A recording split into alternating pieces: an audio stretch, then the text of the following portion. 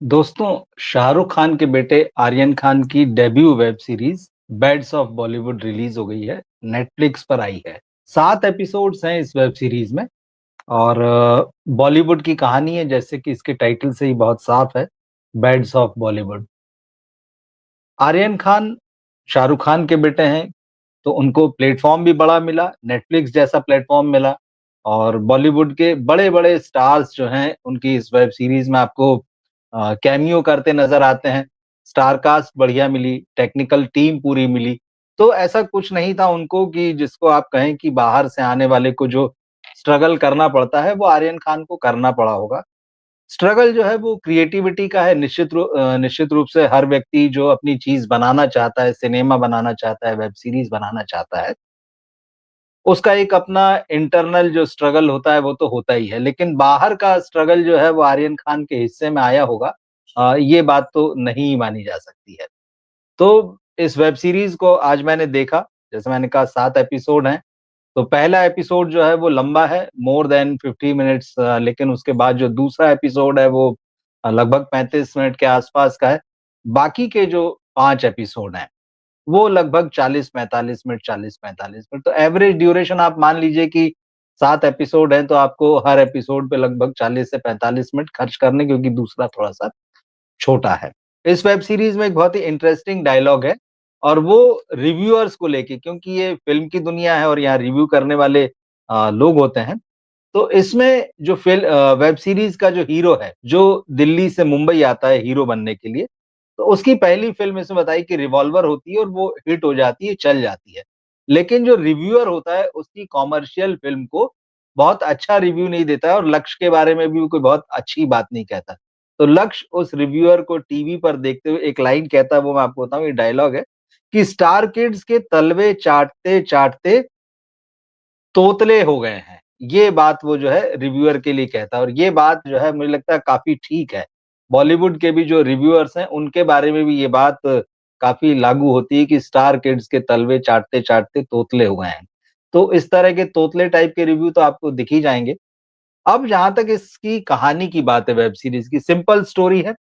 कहानी ये है कि दिल्ली से एक लड़का मुंबई आता है, उसको फ़िल्मों में एक्टिंग करनी है, उसका नाम जो है वो आसमान है, आसमान सिंह। आसमान सिंह को यहाँ हीरो बनना है, उसको पहला मौका मिला, उसकी फ़िल्म हुट हिट हो गई है। अब यहाँ फ़िल्म हिट होने के बाद में किस तरह से वो जब आगे बढ़ना चाहता है, तो एक बॉलीवुड माफ़िया है, जिसका ज़िक्र है इसमें। बॉलीवुड माफ़िया मतलब जो है, यहाँ के प्रोड्यूसर्स का जो जाल है, प्रोड्यूसर्स किस तरह से किसी नए लड़के को अपने साथ कॉन्ट्रैक्ट में बाँध लेना चाहते हैं, वो उसकी पूरी प्रोग्रेस को अपने कंट्रोल में रखना चाहते हैं। तो यहाँ पर 2 प्रोड्यूसर हैं, उसमें से एक करण जौहर भी हैं। करण जौहर का रोल इस वेब सीरीज़ में मुझे इंटरेस्टिंग लगा, और कुछ अच्छा काम किया है इसमें, उनकी तारीफ़ की जानी चाहिए। 2 प्रोड्यूसर्स होते हैं, एक साइड करण जौहर हैं, एक साइड जो है दूसरे प्रोड्यूसर हैं। ये दोनों इसको लेकर फ़िल्म बनाना चाहते हैं। आसमान की एक मैनेजर है, एक दोस्त है, राघव जुयाल ने उनके दोस्त का रोल निभाया है, और वो जो दोस्त होता है, वो फ़िल्म इंडस्ट्री का नहीं होता है।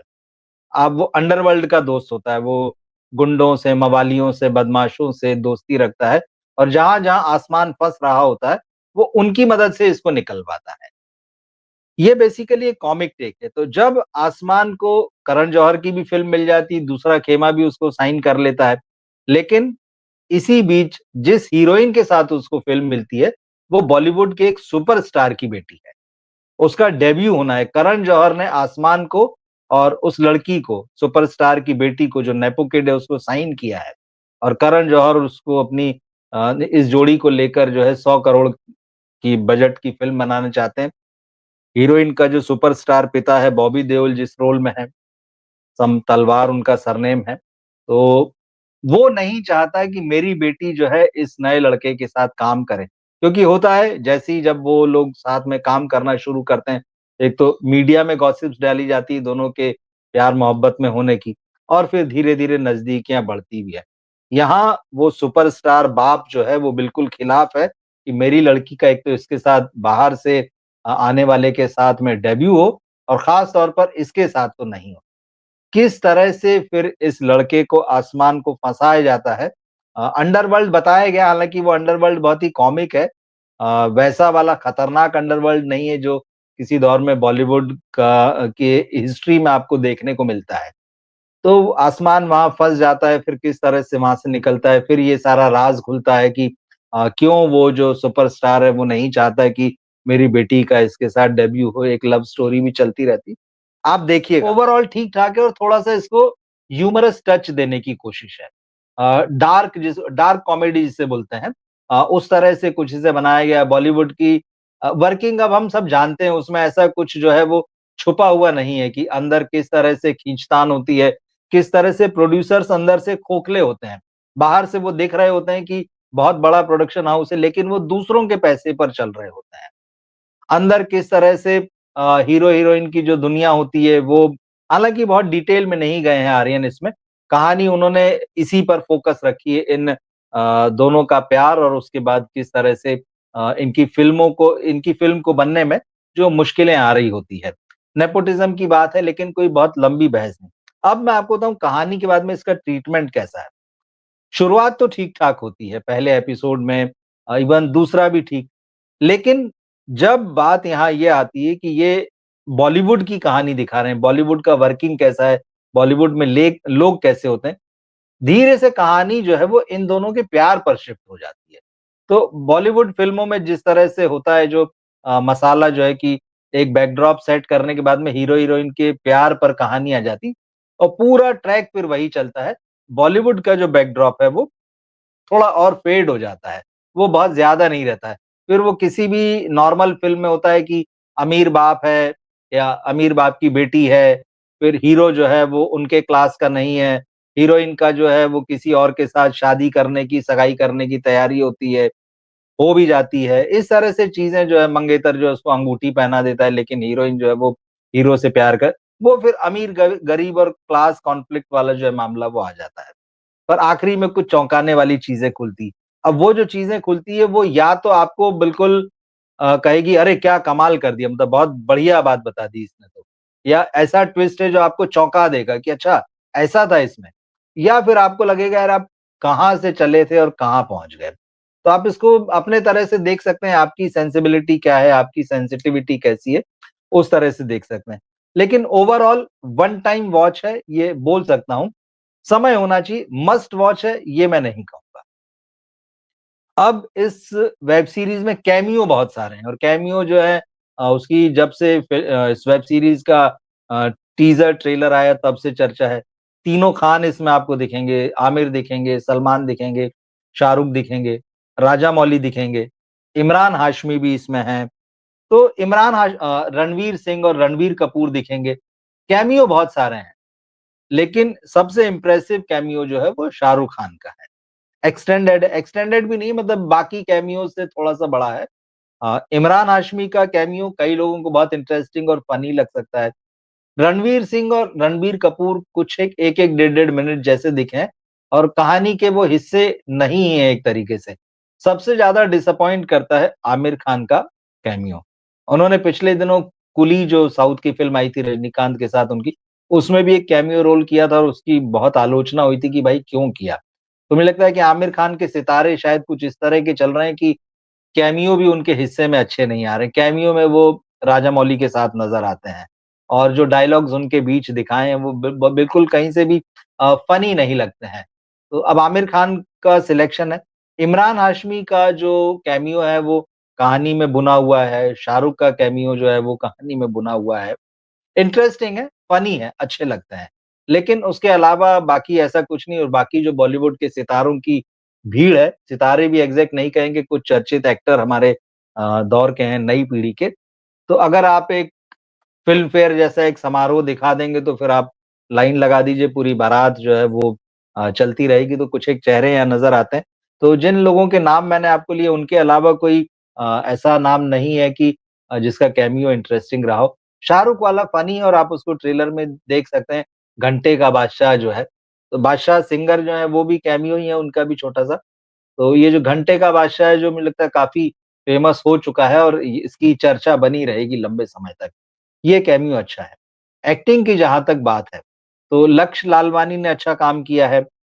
लेकिन जो जिसको बोलते हैं ना कि मजमा लूट लेना, वो मनोज बाजवा। वो हीरो के मतलब लक्ष्य के जो है पिता के दोस्त बने हैं, चाचा समान ही होते हैं उसके और वो किसी ज़माने में वो भी बॉलीवुड की दुनिया में म्यूज़िक डायरेक्टर के रूप में खुद को जमाने का स्ट्रगल करते रहे। सबसे बढ़िया रोल मतलब लगा कि जब-जब वो स्क्रीन पर आते हैं, आपको मज़ा आता है। और ऐसा भी है कि जब इस तरह का एक्टर और इस तरह का रोल अगर किसी एक्टर को मिल जाए जो कि अच्छा परफ़ॉर्म भी करता हो, उसको थोड़ा-सा अगर ज़्यादा स्पेस दे दिया जाए तो वो दूसरों को खा जाएगा। तो मुझे ऐसा लगा कि जब शुरुआत उनकी धमाकेदार हुई, तो बाद में कहीं न कहीं थोड़ा-सा ये किया गया कि भाई कम करो, क्योंकि ये ज़्यादा स्क्रीन पर रहेंगे तो दूसरों के लिए मुश्किल पैदा करेंगे। दूसरे हैं राघव जुयाल।